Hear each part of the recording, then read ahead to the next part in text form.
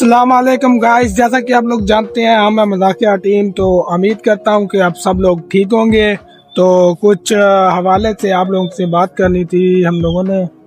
तो जैसा कि आप लोग जानते हैं हमारी टीम का एक मेंबर तो जा चुका है, वो हमें छोड़ के चला गया है। ठीक है, तो अब हम लोग बचे हैं 3 बंदे। तो एक बंदे के हमारे के 9th के पेपर है और एक के 12वीं के। ठीक है, ये बंदा है इसके 12वीं के और दूसरा जो रासद उसके है 9th के। तो मेरे तो चलो पेपर शेपर नहीं है, तो हम लोग तो पहले पढ़ लिया। तो डेली वाइज अब हम लोग यानी कि आपको 100 दिन का रखा हुआ हम लोगों ने चैलेंज।